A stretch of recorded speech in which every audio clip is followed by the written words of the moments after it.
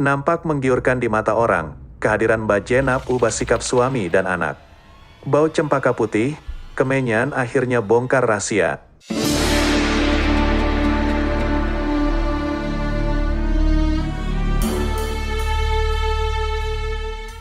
Jika dihitung sudah hampir 5 orang pembantu rumah Kamarul bersilih ganti dan paling lama yang pernah bekerja dengannya pun setakat 3 bulan. Bukan karena tidak berpuas hati dengan cara kerja mereka tetapi sikap cemburu istrinya, Suraya membuatkan dia terpaksa memulangkan pembantu rumah kepada agensi dan minta digantikan dengan orang lain. Kamarul buntu dan pikirannya berkecamuk apabila Suraya minta pembantu rumah yang sudah berusia. Di mana hendak mencari bibik tua, agensi pekerja asing pun hanya membekalkan pembantu rumah yang muda, paling tua pun tidak melebihi usia 45 tahun. Istri seorang wanita berkerjaya dan sering keluar negara untuk urusan perniagaan. Jadi dia tidak mau keperluan saya dan anak kami diuruskan oleh pembantu yang muda dan cantik. Bimbang saya digoda oleh bibik. Kami ada pembantu rumah warga Filipina tetapi cemburu punya fasal. Dia suruh saya pulangkan kepada agensi karena tidak mau wanita itu menggoda saya sepanjang ketiadaannya, katanya. Sehinggalah pada suatu malam, dalam keadaan hujan lebat, loceng rumahnya berbunyi dan apabila pintu dibuka, kelibat seorang wanita tua warga Indonesia terpacak di hadapan pagar kediaman mereka. Kasihan melihat wanita itu yang kebasahan, Kamarul membuka pintu pagar dan memintanya masuk ke dalam rumah. Tak sampai hati Kamarul melihat keadaan wanita dalam lingkungan 60 tahun yang memperkenalkan dirinya sebagai Mbah Jenab itu kesejukan. Cerita Mbah Jenab, dia tersesat ketika mencari saudaranya sehingga tidak tahu dia berada di mana, malah dia telah tiada arah tujuan. Mendengarkan kisah sedih wanita itu, istri minta Mbah Jenab tinggal bersama kami dan bekerja sebagai pembantu rumah. Kehadiran wanita itu dilihat sebagai penyelesaian kepada masalah dihadapi. Saya pun tidak perlu pening kepala mencari wanita tua sebagai pembantu rumah. Masalah selesai, ceritanya. Sejak Mbak Jenab bekerja dengan mereka, pasangan suami istri itu cukup kagum dengan kudrat wanita itu yang luar biasa. Semua keperluan mereka terjaga selain semua kerja rumah dilakukan tanpa sebarang rungutan. Tubuh menggiurkan, wajah cantik Mbah Jenab namun segala-galanya berubah apabila Maya, rekan baik Suraya bertandang ke rumah sebelum mereka dihampiri Mbah Jenab yang membawa dulang berisi air. Terbeliak mata Maya melihat Mbah Jenab. Matanya masih melorot ke arah sosok wanita itu seakan-akan tidak percaya dengan apa dilihatnya. Suraya terkejut apabila Maya memuji kecantikan Mbah Jenab.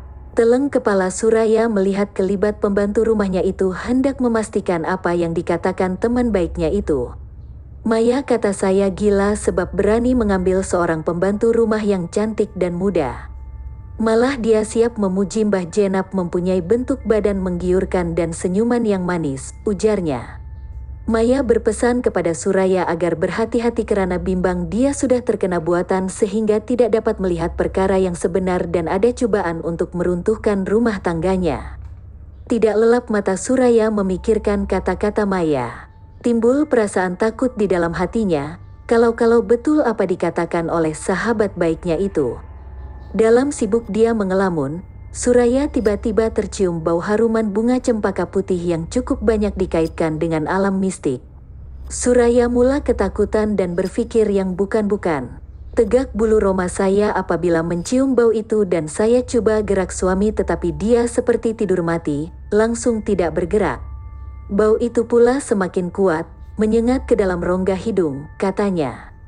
Ustaz kata, suami dan anak kena sihir. Tidak mahu perkara yang berlaku itu berlarutan. Suraya mengambil keputusan berjumpa seorang ustaz dan seperti sangkaannya, benarlah suami dan anaknya telah menjadi mangsa sihir Mbah Jenab. Kata ustaz, suami dan anaknya telah disihir sehingga sudah mula melupakan dirinya dan ia turut menceritakan perubahan sikap mereka sejak kebelakangan ini. Setibanya di rumah, Suraya banyak mengelamun sebelum tiba-tiba tercium bau kemenyan dan tanpa membuang masa dia terus menyerbu ke bilik pembantu rumahnya namun mendapati wanita itu tiada di dalam biliknya.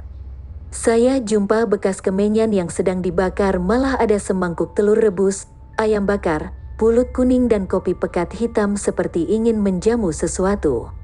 Mengucap panjang saya, tetapi peliknya kelibat Mbah Jenab tidak kelihatan. Ketika saya menjerit memanggil nama suami, Sayup-sayup kedengaran suara orang mengilai dari arah luar tingkap. Longlai lutut saya apabila saya pandang ke arah tingkap. Ada sesuatu sedang memandang sebelum saya pengsan, ceritanya. Ketika sadar, Ustaz sudah berada di rumahnya dan memulakan rawatan memulihkan semangat dan membina pendinding rumah agar terpelihara daripada ancaman makhluk halus. Bantuan Ustaz berhasil kerana sejak itu kelibat Mbah Jenab tidak lagi kelihatan, malah suami dan anak beransur-ansur pulih dan keadaan mereka kembali normal dan tidak lagi menjauhkan diri atau mencari pembantu rumah itu lagi. Sejak itu saya sering mengambil pembantu rumah dan kini saya coba seimbangkan kerjaya dan keluarga agar mereka tidak terabai supaya tidak hanya mengharapkan bantuan pembantu rumah, katanya. Sebelum itu, jutaan terima kasih saya ucapkan kerana sudi subscribe channel saya. Syukran jazilan.